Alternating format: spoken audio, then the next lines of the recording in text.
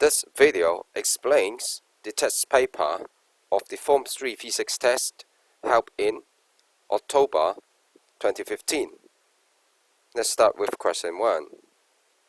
It asks you the size of the reflected angle. First, you have to draw the normal. Then you can find the angle of reflection easily. From the diagram, the size of the angle of reflection should be 10, 20, 30, 40 degrees. The second question asks you how far light may travel in 8 minutes. For distance, it equals speed multiplied with time. The speed of light is given, and for the time, it should be expressed in seconds. So this will be the answer. For question 3, the absorption spectrum of a cardboard is given, but what does that mean? For 400 nanometer, it refers to the wavelength of violet light. For 700 nanometer, it refers to the wavelength of red light. And so the diagram tells you that the red light is absorbed. Green light is also absorbed, which is in the middle. And for violet light, it is not absorbed, but reflected to our eyes, so that we see violet light. For question 4, I think you better refer to question 17 of your book, which tells quite clearly what happened to the reflected light when the mirror is turned by different angles. And this is question 5. Peter has a height of 1.9 meter.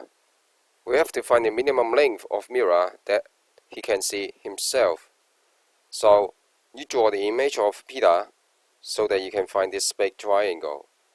And you can find also the similar triangle which tells you the length of the mirror. The length of the mirror is x, and you may set up the equation and you may find x rather easily.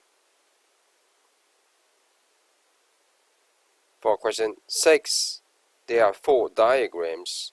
You have to draw their images in this way. And then for question 7, you have to draw the light rays. I think you better draw the virtual rays and the reflected rays in this way. And finally, draw the incident rays, so to complete the diagrams.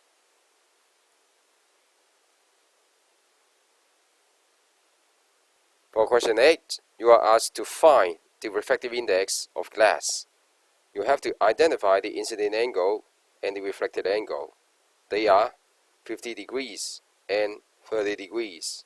So the refractive index of glass is sine 50 degrees over sine 30 degrees, and it will be 1.532.